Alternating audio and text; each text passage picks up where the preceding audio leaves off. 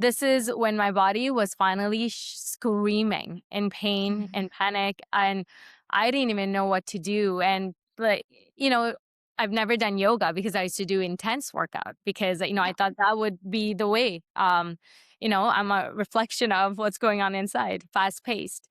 So I don't know. I saw some invitation from a friend, come to yoga. And I'm like, I don't even know. I think my hands just said yes. And I went. And that was the first time when the instructors came to tell me to like soften. I couldn't soften. I couldn't soften. So two instructors had to come and like literally get me to soften and get me to positions. The whole class was so quiet. My body was cracking in ways that I didn't even know was possible. Welcome to another episode from Loneliness to Overflow with Matina. Today's guest is a soul in a human body. It's someone who has had multitude of roles, multitude of ways of being, multiple roles that we have taken on as well, right? As a mother, as a partner, as an employee, as a business owner, all of these different things that we do. And as I was thinking about how to introduce her, my guides were clear: don't box her. Don't box her. And it is, I feel, going to be the theme of the conversation today, how we are trained to box people into a specific way and form, but truthfully, we can't box each other. When we truly are open to receiving and seeing a human, a soul, there's so much that comes to play. And with that said, thank you so much for saying yes, Zineea, and I'm looking forward to this conversation. Thank you so much for having me. I'm so blessed to be part of this conversation with you. I love connecting with like-minded people. The conversation just flows. Both of our guides are talking. All the spirits are talking. So it's just really fun, and it's fun because I don't know about you, but I didn't have that growing up, where I was able to share weirdness with my other weird sisters. So I'm like super excited. So, again, as I was saying earlier, normally I like to prepare, and this one I could not even prepare if I wanted to. It's just like every time I tried to prepare, like, nope, just, yeah. So I'm really excited. I feel you, sister. I'm super excited too. The way that my podcast run, it is highly guided. I'm having so much energy flow through me right now. It is beautiful. And it is so important because so many more people are on the path of awakening, on the path of questioning, on their path of discovering more elements of themselves. And with that said, there's so many tools that we can tap into, turn on. Yet, for whatever reason, this is what I am seeing, and I'm curious to hear if you're seeing the same. What I'm seeing is that we attach ourselves to the tool versus to understanding that the tool is just another step forward in our own journey, and that there are so many other tools that will come to us and will be made available to us. However, to be very in disconnection of that tool, to continue to honor your own soul's journey and move forward in that. And I feel this has to do with you not being boxed in, because you too had really looked at different tools, attach, disattach, and all of those things that you had to go through to really come to the essence of you. Would you like to introduce yourself to all of our beautiful listeners today? Okay, thank you. I mean, everything you were saying, I understood. You actually worded it beautifully. My journey began, from as early as I could remember at age 5 or 7. I knew I wanted to help people. And I knew it was, even at that time, it was just a knowing that there's more to what the help that the world is receiving right now. And I didn't know it then, but I translated it as being, okay, going into medical school and becoming a doctor to help people. And, through that, it led me to, okay, I need to understand the human body. So I did a specialization in biochemistry, and still there was that lack of answer. I'm like, okay, so I understand this now, but then what? It was always like going into roots. And then I did a master's in neuroscience to understand the mind, mind and the body, and we'll get to into it. And it did get me somewhere because, as Bruce Lipton talks about, biology of beliefs, but there is still deeper. And through this search, I've uncovered many wisdom, ancient truths through many teachers that have like walked through my life, right? There have been monks who has learned like Ayurveda and TCM from the monks like 50 years ago.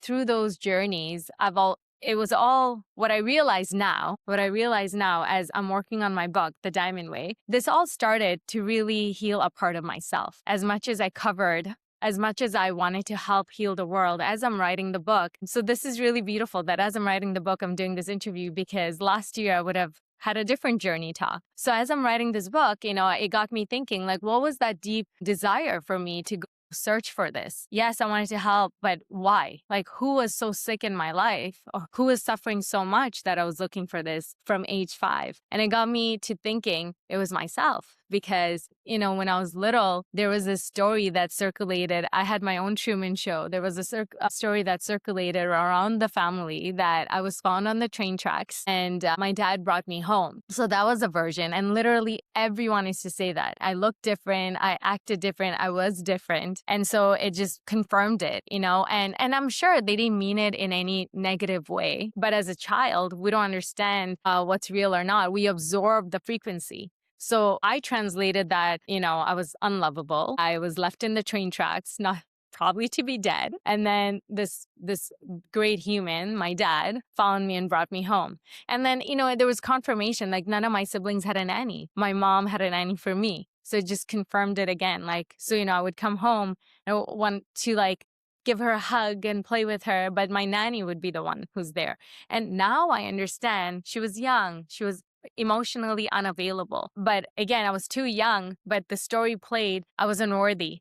I didn't belong. And not to mention, apparently I used to see a lot of weird things and like and they're like, who are you talking to? Are you talking to evil spirits? And I used to think everyone heard and everyone spoke, right? So it was just like a lot of stories that I told myself that, oh, I'm weird, or like maybe evil spirits are around me and that's why I was left behind. And so it's just little stories that as a child you make up. But now I'm realizing that there was that, no matter what I did, that unhappiness or that heavy feeling that as I grew up feeling, it was to really heal that part of me. Because and like now I know we're all connected. We're all feeling these unprocessed emotions. But I think that's the journey that led me. So I studied biochemistry and I was still, my digestive system was like completely not functioning. Again, why? I was swallowing too much and not being able to digest, right? I had acne flares, so I put more Band-Aid, but nothing ever worked. So it's like, again, it's our body's wisdom trying to communicate with us, but we don't pause to ponder. What are they saying? So my journey led me to now constantly, we're not victim, like what's wrong with me? Because that's the question I always asked. Now it's more so, what is my body trying to tell me? What is it trying to communicate? Because it's an intelligent system. It was never broken. Our creator couldn't have made a broken system, right? What's beautiful? Yeah. You're saying our creator.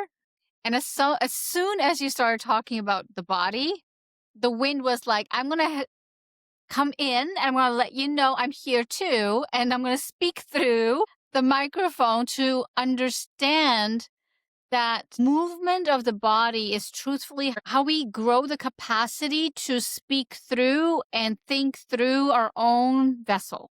Mm-hmm. You've shared so many amazing nuggets of your life journey already, but I'm still feeling compelled to ask this question. What was that one loneliness or disconnection moment that led you into overflow and led you into discovering more of yourself? Yeah, so you're right. Yeah, because I didn't know that then, right? It's only now as I'm writing the book, it's so fresh that I'm realizing. So, so I've been the one who like brought home every single medal, every single certificate. I won the Lieutenant Governor's Award. Again, why I'm sharing this is because I thought in order to belong, I have to prove that I could do anything. Like, yes, they left me back for something, but don't worry, I'll make sure you're never disappointed. I'll get the honor rolls. I'll get the valedictorian. So I was always performing. And even though I brought home so many rewards, I never felt fully satisfied. There was this always disconnection, right? Like, I'm like, I don't understand. No matter how much I do, I have panic attacks, anxiety attacks. Like, what is happening, right? And it's also because I never gave myself rest, felt guilty. In my schedule, there was no room for rest. And again, this is no one in my family told me to do this. It's because the patterns that my nervous system picked up that you must always perform and prove that you're worthy. So I felt this way forever, but I just called it, I'm just like that. I'm very disciplined. I'm just ambitious. I'm just competitive. I just give and I just give. These are, again, labels. That's why I think I'm so against being in a box, because my whole life I would label myself as the valedictorian, honor roll, best of this. So I'm like, I don't want any more labels. I think so. From the outside, everyone saw this capable, undefeatable human. And I liked that because that was what I was recognized for. And there were good qualities, and everyone seemed to be like really loving those. Like my parents would be proud, right? But deep inside, I just felt this pain and agony. My entire body was like giving up, constant anxiety. And, during that time, they didn't know what anxiety was.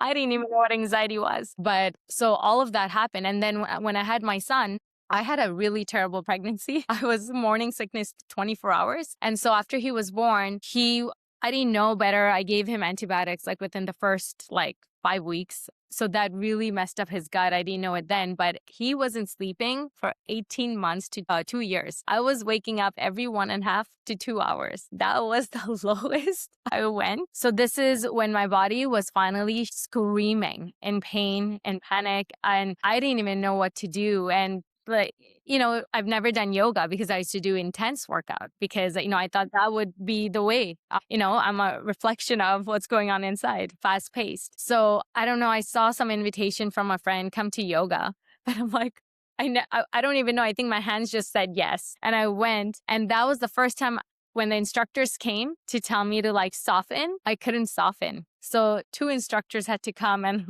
literally get me to soften and get me to positions. The whole class was so quiet. My body was cracking in ways that I didn't even know was possible. So after that moment, I remember walking to go meet my son and my husband, they're waiting. And even he said, your energy feels different. So that was the first time I felt, even though I had so many people around me, how lonely I've been. Deep within, I've never paused to question why I was going through this. Or not why, it's more so ponder, what is my body trying to tell me? I would say since then, because then it got me addicted to that feeling of that softness. And I was like, what was that? And it started reminding me back to my childhood when I used to talk to God, to the creator. And because of all those spirit talk and all that, I just went by regular religious way of praying to him. And, now that again, while I'm writing the book, I realized I never really stopped. I just changed it differently. I started journaling a lot. And when I would journal, it wouldn't be Dear Journal. It'd be like,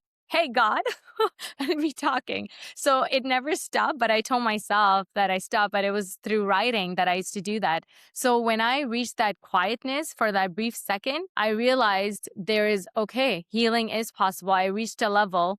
And what is healing? This question, I'm like, what is healing? If we ask 10 people, okay, end the sentence, healing is, it'll be different for everyone. For me, it was that portal I've entered for a brief second. And now I was in search of that portal. And because I was in search of that portal, when I was ready, when the student becomes ready, the teacher arrives, whether through information, whether through courses. And that has been my journey. And since then, I was such a beginner then, but right now it's like going, and I'm very intuitive in my body now. Like if something is happening, I will go into it. I'm like, what are you trying to communicate?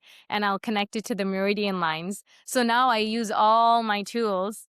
This is probably why I don't want to be boxed in, because I use all the tools. Because when I see the human body, I understand, I see it in a different way. Glows where there's energy. It doesn't glow when there's no energy. So biochemistry helped me with that. How the mind operates. What are the patterns we're holding? Who was in our lives up until age 7? Whose attributes did we pick up? Whose fears did we pick up? Because they're not ours. We're just projecting. Everything that has been ever if I was called ugly, then I believed I was ugly. I was told I was found in the train tracks. So I grew up with this abandonment, right? So we're just projecting. I would say that was it. At my deepest despair, when my body was in complete ache, I was frustrated. I was miserable. Imagine 2 years not being able to sleep. And, it'll take you to your worst. It'll take you to your worst. And I realized that is when I couldn't go any more worse. So when it reach your level, you just look at the center of the storm. And when you find that peace, so that was my addiction. Now I'm like, okay, how do I get there? And through that, you realize now, the whole diamond way structure is, I realize, okay, so, the entire body, human body, there's so much intelligence in our body. The same breath that created us, the same breath that created us runs in us day in, day out, all day long. It was the same creation that created us in the womb, that same intelligence. So somewhere along the line, what caught to me was we forgot that this intelligent being is still there. And that instead of asking, why are we broken? Because if we say we're broken, we are, right? But if we say, what is this intelligence trying to tell me? What is it adapting to? What environment am I putting myself in that it's adapting this way? What patterns is it holding and keeping me safe from? So it's like even the environment inside. What food do we eat? I mean, I used to get acne when I eat too much cheese. The body's trying to tell me, don't eat cheese. But do we listen? No, I'm still human. I'm learning every day. But I pause more to observe, if my nervous system is regulated. And if it's not, what's causing it, right? And so it's a deeper communication with myself, which is really, we're all connected to the light of the creator. So it's really connecting to the light of the creator. And as we connect to the light of the creator, everything just flows for this higher purpose of wanting to shine your love and light. So I think for me, that addiction that I felt just for a little bit got me to many portals, longer and longer sessions, because it's like tuning a guitar string and then strengthening that muscle. Yeah. Yeah. I completely can understand this whole idea of wanting to discover something that you've gotten the taste of, but you don't understand fully yet. Yeah. And then you're like hooked on it because you're like, I want that again. I want that again. And you just continue to search. And I'm glad that you searched, because so many people would be like, oh, that was just a one-off. It's not for me. And we have these excuses to keep ourselves in this frame of mind that's familiar. Not easy, but familiar. And for you, because you didn't have 2 years of proper sleep, it was like to that breaking point as to something needs to change. And I'm glad that your spirit spoke through you and said yes for you, so that you could experience that shift and you could open that portal and be curious enough to step through it and continue it in the way that you did. Now, Exactly. as you were talking about this idea of being left at the train tracks, this information of, yes, of course, you want to understand ourselves. Of course, you want to understand our own conditioning and the way we thought as a child and how we have taken on these patterns to belong and feel safe. There is also a different element, and it's coming through very strongly as in ancestral. We do not know what our ancestors have gone through. Mm-hmm. I don't know for you, but my parents even would be like, yeah, I'll tell you some of the things, but I'm not going to tell you in detail because we've gone through a lot. And then when I'm sitting with myself and I see these things or feel these things rather, and I'm like, oh, wow, I didn't know that. What? And you're just blown away. But in your journey, what is really clearly coming through is not only were you to heal your own body, but your soul was so strong that it could heal the ancestors. And it could bring that peace into the here and now, regardless if you know or don't know the real parents. Mm-hmm. Your soul still chose the way life unfolded. Mm-hmm. Mm-hmm. I think I actually thought of that quite often. All of this was great lessons because I used to enter the room and I was to be able to read the room right away. And I used to be able to read the room like, okay, how to balance it. I would be the one apparently giving a lot of wisdom talks. I don't remember much, but they say that. And they'd be just like, who is she? Like, why is she talking this way? And I learned to kind of become a chameleon. Not a chameleon, I used to be able to tap into their field. Again, not knowing. Only now I could reflect and be like, oh my God, as a kid, I was doing that. Because I felt, I'm a very empathetic person. And because I felt everyone, my sole mission was to make them happy. And whether it came from that, I was looking for approval, that look at me, I could make you happy. Whether it came from that angle or not, I enjoyed making people happy. it actually was joyous for me. That, it was yes, now that I look back, the rebellious teenage version of me, like, whoever gave me up, look, you're not getting my happiness type of thing. But now that I look back, the angle I chose could have been for proving or to make people happy. But deep within, I did really feel joy bringing people happiness. But I thought of the question or the statement you made, and I think it's because you're right. I think ancestrally, I still chose compassion. I still chose love instead of staying in my victimhood, because I realized being in proving mode caused me this pain, caused me the panics, caused me the anxiety. And when 2 years of no sleeping and more time to dwell on the negative. But I knew, again, my son was my soul coach, because I knew the milk I need to give him had to be pure love. So that's when I was like looking for that portal. I was like, no, no, no, no, no. I cannot code my milk cells to be feeling anything but love. So I think that's when I was like, even though I went through that ever since I was little, I was still choosing to be like, you know what? Because God loves me, I was found by someone. And look, I went to private school all my life. He's taking care of me. By the way, it's not a true story. It was just a Truman Show they shared, but I believed that until age 24. This is key though, Yeah. because it was real for you as Yeah. a child, Yeah. Yeah. right? And Yeah. because it was real, that was the dynamic you carried for years. Exactly. So what happened at 24 then when you So discovered? So even at age 17, I was in biology class, and we're learning about blood types, and I know my dad's blood type, and I know my mom's blood type. Everyone in my family, everyone is B positive except for my dad, who's O negative. So if you do the pedigree, I'm supposed to be either B or O. Like, I cannot be anything else. I come out as A positive, and I did prick my fingers 5 times. I was like, okay, they don't ever tell me it's true. I've asked my mom, she ignores it. So I went, and she started calling me crazy, and she ran away. And I was like, okay, any more proof? So again, it just reconfirmed. And then 2 weeks later, her sister calls me. It's like, oh, your mom told me this. And it was so like, I believe that she researched. And she's like, no, actually, your mom is AB, and that's why you're A. And I was like, okay, sure. At 24, after I met my husband now, back then, he was like, you're crazy, right? You look exactly like your sister.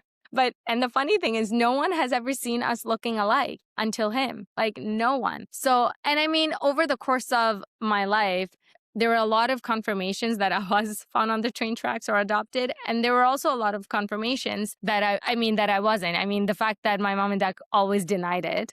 But you know what? Even though the train tracks may have been fake in my head, one of the story that my mom till this day shares that, she had my sister and she was happy. The first one, she didn't care. With me, she was 100% certain it was going to be a boy. And so when the midwife said that it's a girl, she was apparently really disappointed, like really disappointed. So, and she openly talks about this. And I mean, if you think of it from her perspective, like, the culture she comes from, you raise the baby, and then you send them off, and all this caring for what? Like, so it's her story, and she had her own story for why she did. But as a baby, I absorbed that unacceptance through frequency. So I got hit through both, through stories about train tracks, but also directly from her. There were moments in her life she went through depression, and she said a lot of things to me, how I could never be loved and all that. So it was just, again, so the train tracks and her version were both true in some way. So I did absorb it, like her telling me directly. And now now I understand mental health at 12, at 11. It's key though. Yeah. It is so key to highlight this. And I'm so grateful that you're so open in sharing this. And your vulnerability is going to speak to so many listeners that is like, oh, wow, I can resonate with this, or I resonate with that part of it. Either way, the fact that you believed it, it was the truth. fact that you tried to prove yourself through it, the fact that you learned through it, is just another way of showing and seeing that this too was because the ancestry, and I'm feeling your mom's line for whatever reason, needed to be healed. And especially as women of color, there is more pressure. There is more expectation. There is more like strictness as to who you can be, how you can be, and what is right and what is wrong. The freedom that we have today, they definitely never had. Right? So For me, when you're sharing this, it's really, again, the ancestry is so strong in this conversation where it's like we have to understand cultural nuances Hmm. where when the time comes of a generation that's going to shift it, Hmm. they need to be strong enough and capable enough to really turn that story around, Hmm. to Yeah. really bring understanding and love and compassion and care to it. Yeah, 100%. And you know what? As you're saying this, it's bringing me back to many meditations I've had where, I have connected to some of the ancestors' line. And, it was beautiful because I got to thank them. I got to thank them. And again, it was that I chose otherwise. I did not want to look at myself as that victim. Like I went through this. It was more like, okay, thank you. Like clearly you've given me this because you knew I had the strength to endure it. It may have not felt great when I was in it, but now that I look back, I'm like, thank you because you gave me the understanding of the heart. I understand people's heart very well because I wouldn't want anyone to feel the way I felt growing up. And so, when I'm working with clients, as Buddha said, love comes from understanding. I really resonate with that. Love does come from understanding. And this is why people are holding grudges against each other because they think they're right. And for me, it's like my truth was also real and my mom's truth was also real, right? Like what and it's not good or bad and it is what it is, but I understand her now and I've gotten to a place where I'd rather find peace in knowing that I understand what the circumstance was. I became resilient. I became this competitive person who was always seeking knowledge, which got me to all this beautiful wisdom and teachers and really that search for what is really healing for me. What is healing? Okay, so anxiety stops. Then what? What about the body pain and this? I'm like, so where is this all coming from? So it's like going back to peace. Am I at peace with everything? And it's a lifelong journey. It's a lifelong journey. In this world, we are so like target oriented. This is Mhm. my target. And once I hit my target, I've made it. Yeah.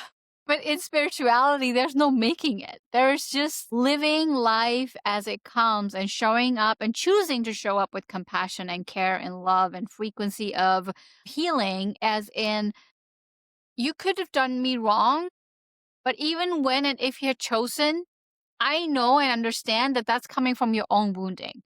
And I send you love, light, and healing in the way that you are showcasing yourself today. And that is what I'm truthfully hearing when you reflect upon your mom's journey. When we're not connected to our body, when we are so directed by our mind, when we're disconnected from our emotions, when we're disconnected from our soul, it becomes very difficult to live life from a one lens perspective. Mhm. Mhm.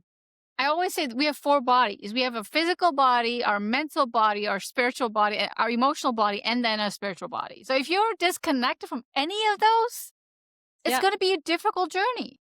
Yeah. And it's so beautiful you brought this up. Of course you did. My Diamond Way structure, it's based on, so I'm calling my book The Diamond Way. I'm the founder of the Diamond Way method. It's basically how I've been treating my clients. It just kind of, I didn't know it was falling a frame, but it turned into a frame when I was so an Amazon Prime docuseries is coming up this summer and yours truly is in there.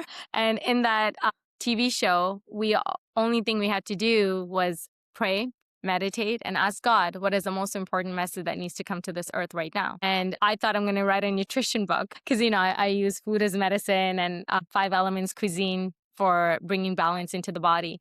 But the framework was given and it's based on the 4 layers. So first is the physical layer, which is the final manifestation of all illnesses, all ailments. And then there's the chemical layer. So it's the food we put in our body because it changes the chemistry and changes the internal environment of the body. And disease can grow in a certain environment. Healing can happen in a certain environment. So if you change the environment inside, using Ayurveda, TCM, whatever you follow, but there's like yin yang, I Ching, there's so many methods. But at the end, it goes back to the same rule, keeping the body balanced, right? And then deeper than that is the energetic layer, which I tied to spirituality because it's your prayer, it's your devotion, it's your mantra, it's your belief system, it's your how do you choose to see your pattern?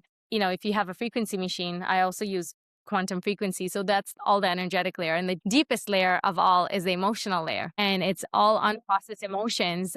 And it's not even yours. It doesn't even have to be yours. It could be generational because, the law of thermodynamics is energy is nor created nor destroyed. It's transferred or transformed from one body to another. So all those unprocessed emotions that gets trapped in our body, eventually the body will whisper, even a cold, even a subtle pain here or there, but we don't pause to listen to the whisper. We mask it with Tylenol, ibuprofen, or like a Band-Aid, whatever, right? And then the whisper gets louder and louder and louder. And that's when dis-ease forms, right? And so when I tapped into, I was like, okay, this is the 4 layers that I didn't even know I was doing. Because when I'm working with the clients, there's a lot of channeling and intuition working at the same time, right? Like I'm changing their diet as we go. I'm changing their, like in a retreat setting when I'm dealing with really life sensitive illnesses that they stay with me for 6 to 8 weeks and we kind of reverse it, right?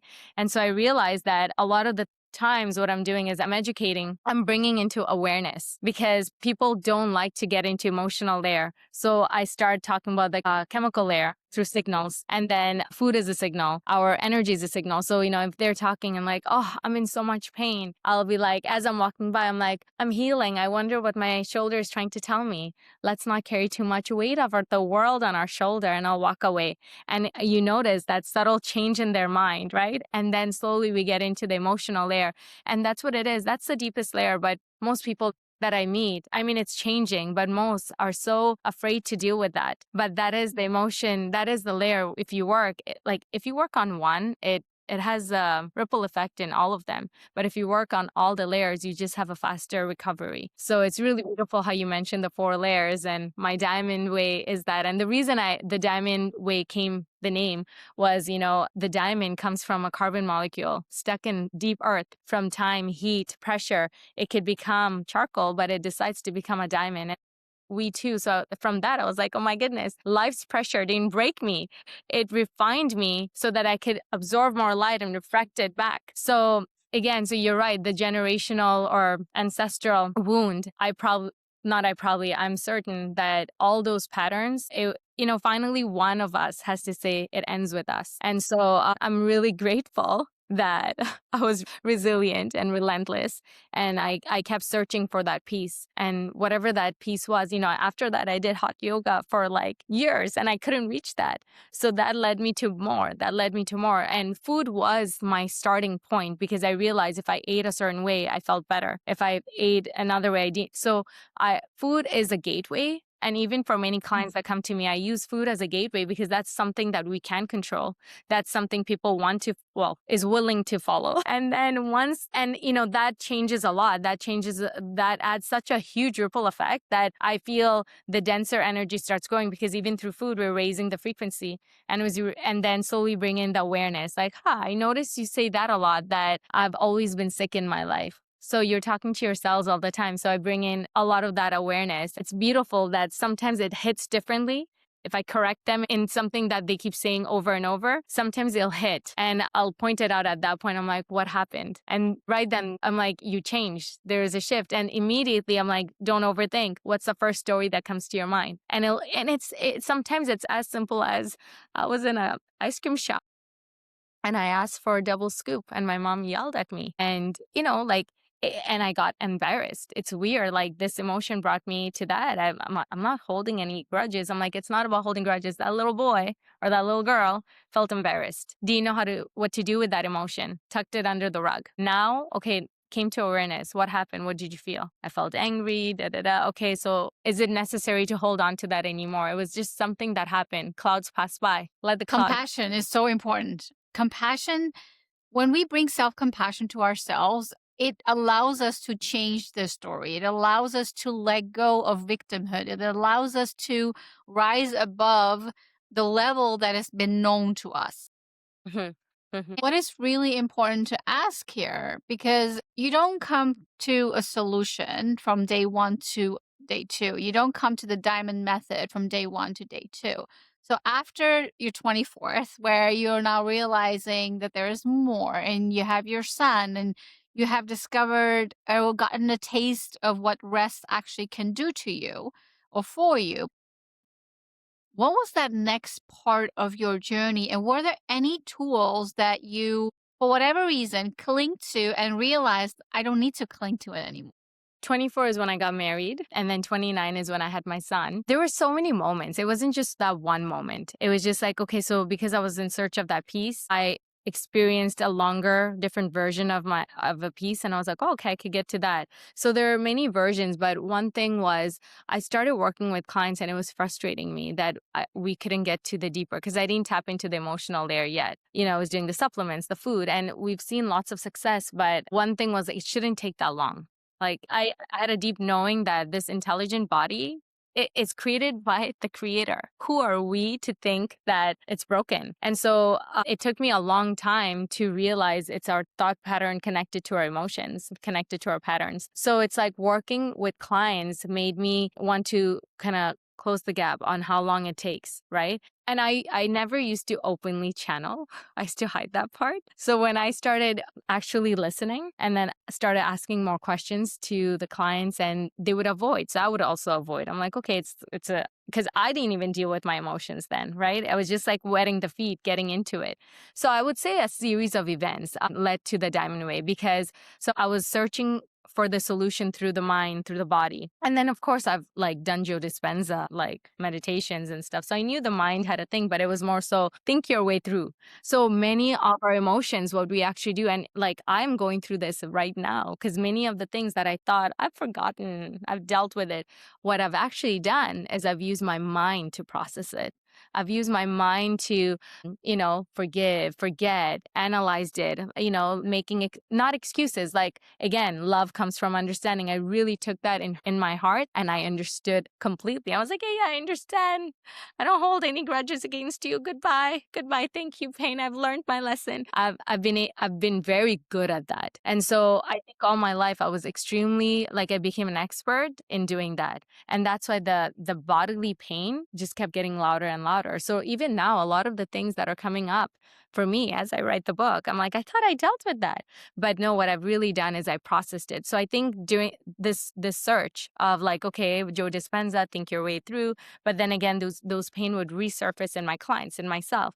So I was like, there is a deeper, there is a deeper. So through that search, I met many sages, many monks. I was blessed to meet ascended ones and living ones. And, through that, I trust, again, lots of doubts came through, but also a lot of trust came. And every day I'm reminded to trust, right? So through that, I've experimented on myself. And when I met these monks who I worked with and learned with, I immediately, it's like that aha moment, your soul just connects and understands. Yeah. I would immediately try to like seek for those answers in me. I'm like, okay, my left hip has been hurting for a while. Like, I've forgiven, I've dealt with it. What's going on? And so it really made me realize it. I've been thinking my way through, and I've done a great job.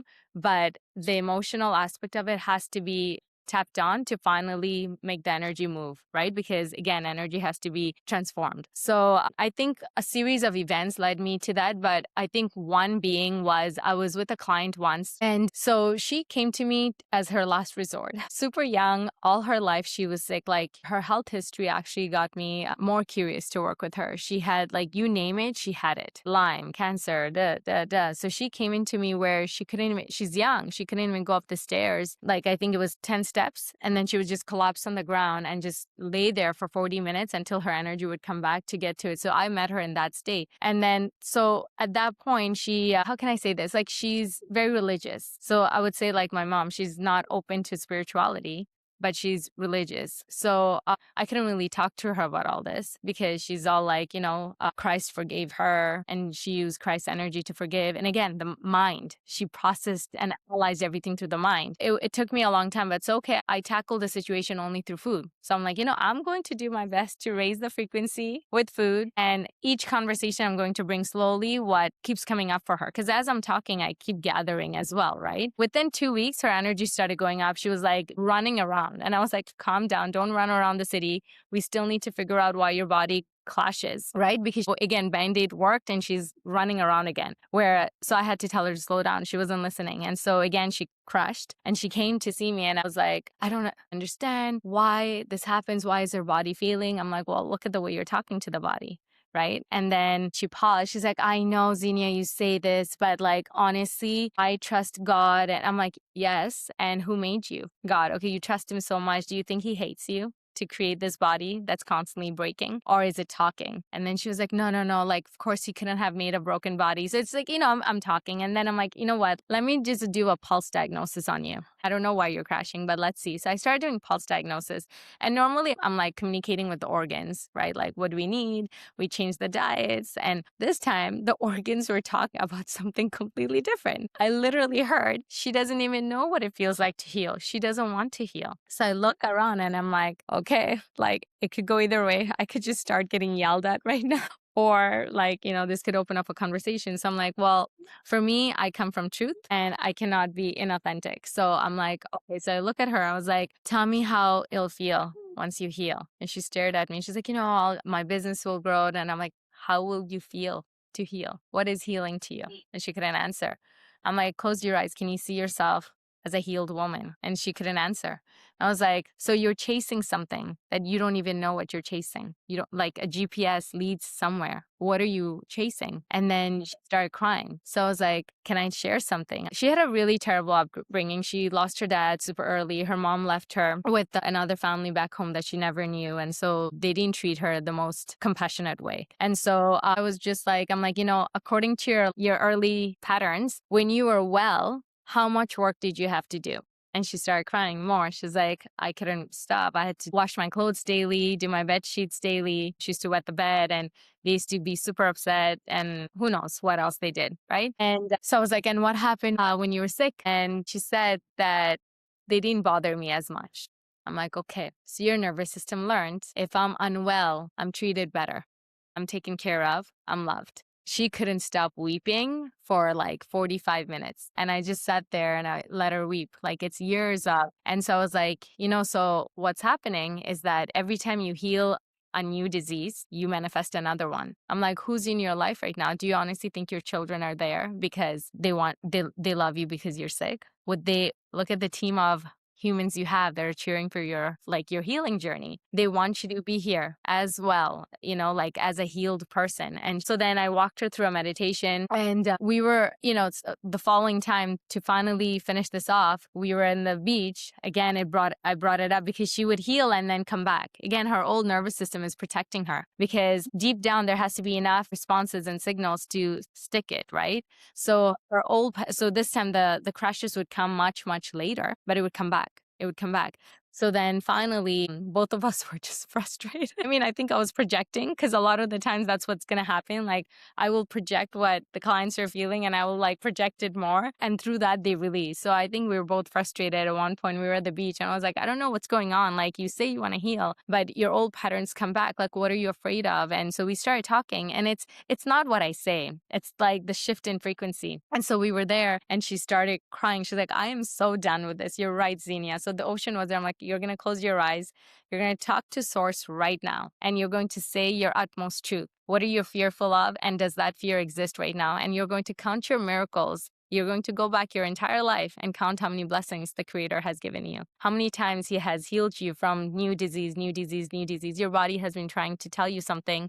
We finally know what? That you're loved regardless. You're taken care of regardless. What happened, just happened. Don't hold on to it as that. That's your personality. That's who you are. And so she did it. Matina, I can't even tell you. The next day, maybe it's too much information, but we started seeing change in bowel movement. She was releasing old mucous membrane of the gut where everything was stored, right? And then since then, it's just like, yeah, I mean, she still has to do the work and the food, and it's like 50 years worth of unhealed body. But now every time I talk to her, the progress, the progress, the progress. So something like that we don't even know what we're holding. We don't even, we can't even grasp at something like that how can we keep ourselves from healing? But she was scared to heal because of the patterns from her childhood.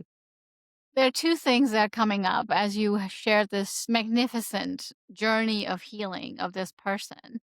One is a book called Emotion Code by Dr. Bradley Nelson, who really talks about trapped emotions and how they turn into diseases and how our body is so intelligent of either holding on to it and percolating and making it bigger or to release it, depending on the choices we make. And the other thing that is very key to say too is, as I don't want to call us healers. I don't feel that we are healers of any kind. We don't hold that power. We just are channelers. We are vessels. That's what I believe in, So, that are put in place because we are going into an area of life, generation of life, where it's going to need and require us to be more aware of all of the elements of us and to us. hmm So as a vessel, we can only help someone in their journey as far as we helped ourselves. hmm hmm So when you share this, and even before you shared the specific client, you were alluding to how much you had to work on yourself to truthfully grow and to truthfully give that transformation to your clients now so that all elements are honored. mm, exactly. So beautifully said. I'm so grateful. Thank you. I really feel that this conversation specifically is about us understanding the different dynamics of our physical body, of our mental body, of our emotional body, and the spiritual body, of course. And hmm sometimes the spiritual body can have this layer of faith, which is fine. Doesn't matter what and how you choose to look at it, it still is a deeper connection to God, to yourself, and to whatever you choose to believe in. And this conversation has been this beautiful thread of someone who took on all of these labels, trying to prove and belong, discarded all the labels to say, like, I'm a student of life, I am a vessel of progress, Yeah, love and light. to move forward with that angle that we're always going to evolve, that we're always going to be a moving target based on the environment that we're in, what is required in the world right now, what is required in our own lives right now, and in the community that we're living in. hmm I have one last question before I ask you another question that the guest has left. Were there any moments in your own journey that because you were doing the work, that maybe family members or friends started noticing and being curious enough to approach you and be like, okay, what is really happening? What are you doing different? Actually, many. I remember, well, my husband, because I share enthusiastically every journey with him. And sometimes he'll be like, okay, great, babe. I'm so glad he didn't think I'm crazy. Crazy in a good way. So him, and it started opening him up to another paradigm, like another shift, because he grew up, again, we all grew up in a religious aspect. So he's obviously well versed in the religious books and scriptures, but this whole spiritual aspect of it was very new. And so in the beginning, he would just like watch and kind of remind me, like, make sure, like, you know where your roots are. And I'm like, yes. And then I would talk about different masters visiting and all that. And reincarnation was not something he believed in. And so he looks for the truth in scriptures for everything. And so it was a little difficult for me to share my journey and also stay true to what I believed. So I did for the longest time. And he on the side was searching for, what is my wife like getting herself into? I want to support her, but like I also want to protect her.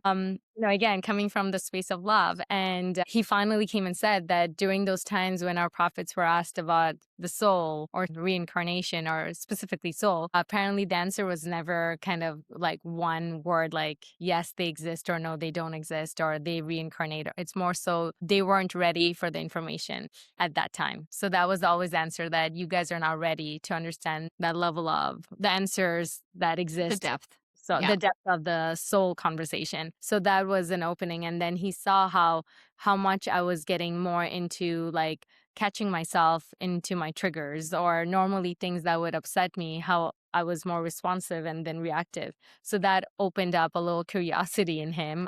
He's normally a chill guy. So I'm normally, or I wasn't as much as I am now.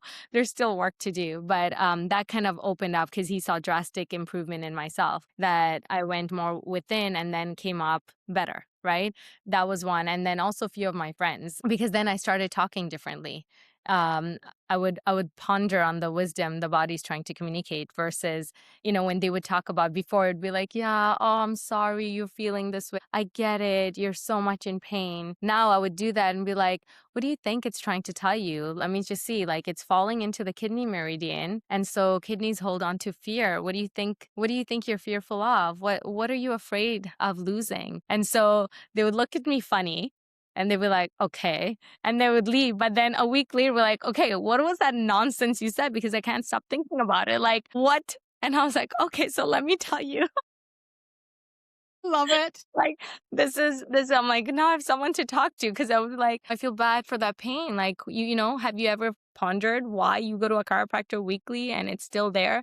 Like, has it ever? She's like, yeah, I don't know. I'm like, it can't be normal to be in pain forever, right? Like I've been there. So I mean, I started looking into TCM and Chinese medicine elements have like organs and emotions. And so basically I started taking everything that I was learning and I was unlearning a lot of the things I had to unlearn that books and institutions taught me. And then I really had to take in a lot of the sages' wisdom that I was getting, the ancient truths, and kind of blending it with my modern science. This is why I love it because I feel like I'm a bridge between modern science and ancient wisdom.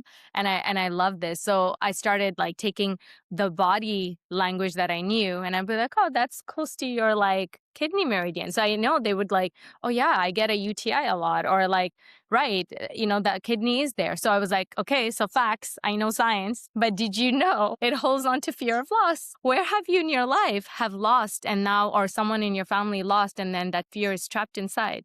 Where are you coming from lack? And so they'd be like, okay, like I'm not doing this. And like literally a week later, like I cannot stop thinking about the weirdness hold on me. What does that mean? I'm like, let's talk. And so more and more people started opening up to that.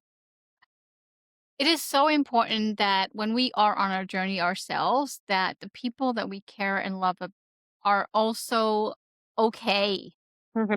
to being and seeing us change. Mhm. And it's so powerful that you had a partner alongside of you the whole time that could understand and that could allow and that could really grow with you and get curious enough to understand his own journey too, because I'm sure that also plays a beautiful role in that togetherness. And then, of course, family and friends who get curious to like, but what are you really doing? But how do you really know? And how did you get to this? It's so perfect for the simple fact that we influence the environment that we're in when we choose to honor ourselves first.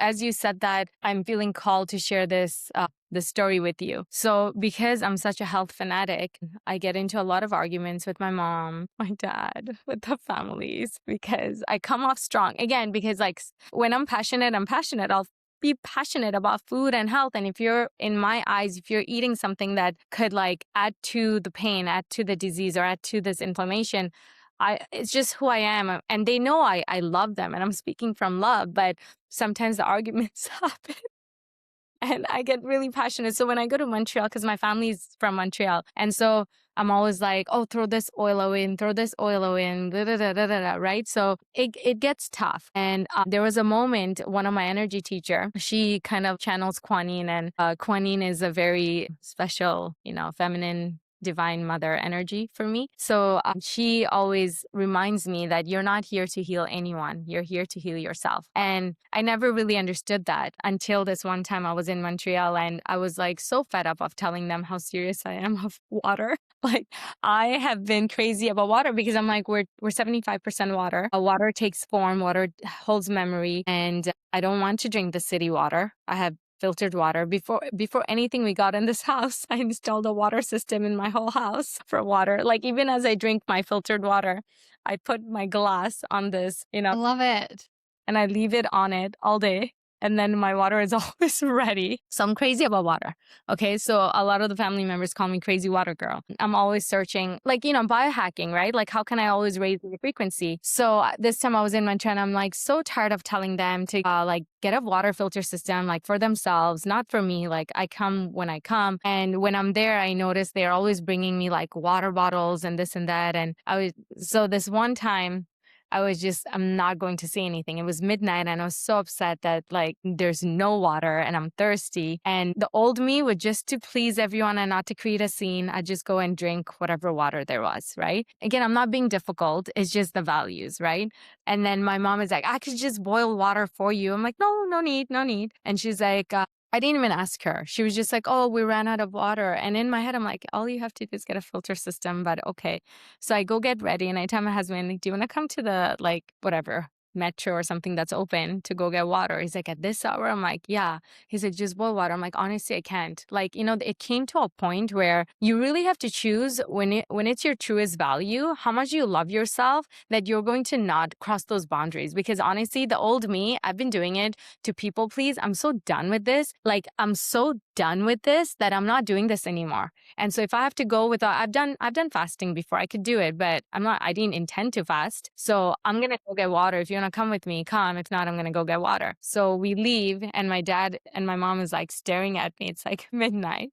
I'm like, yeah, I'm going to go get water. And they were like, at this hour, let me just boil water for you. And I'm like, no, no need. I just, for me, I just feel that for me, this is of high value. I get it. It's not of high value to you guys. And I'm not judging, like, continue doing this. It's honestly not a big deal. I also want some fresh air. So I went and got water. That's the day I realized, honestly, you're here to heal yourself. Because after that moment, my parents registered, whoa, that's how important water is for her. At midnight, it's winter. Like, Montreal gets cold and she's going to go get water. That's when it hit that since that day, my dad hasn't drank any other water than pure, clean water.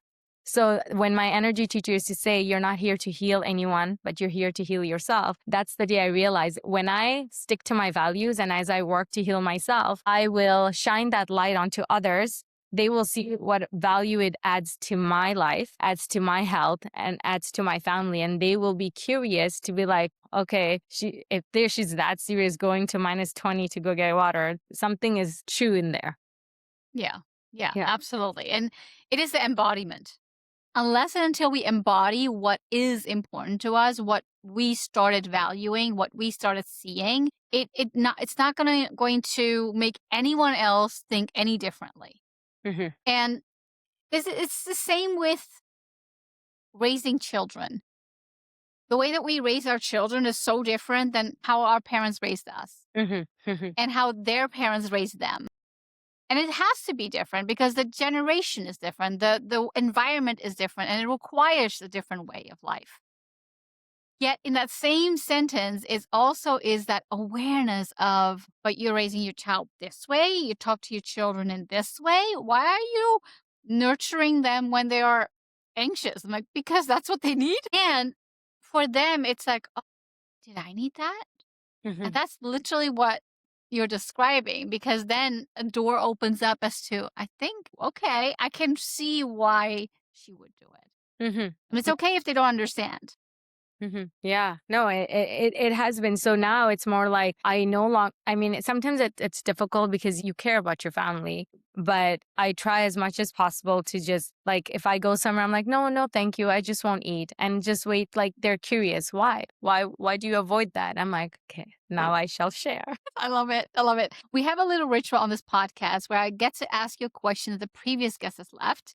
And then once we're done recording, I'm going to ask you to leave a question as well. So the question I have for you today, which is a very simple question, but very profound, is how are you feeling today? After sitting outside for that long and grounding, honestly, I feel recharged. And this conversation, that was nourishment for my soul. Like it was. I felt I didn't have to hide any part of me, nor did I have to prove any part of me. It was this like beautiful flow of energy and conversation. So I feel very charged up. I feel very high energy. We were talking about frequency. I feel I've elevated my frequency and I hope you feel it too. Yes. So high frequency. And yeah, I just feel really grounded. And that peace that I look for, I feel at peace. Oh my gosh, thank you. And it's such a important question for all our listeners to ask themselves too, because how are you is service level. Mm-hmm. How are you feeling today allows you to land deeper into your own body and really ask yourself what is really true for me right now.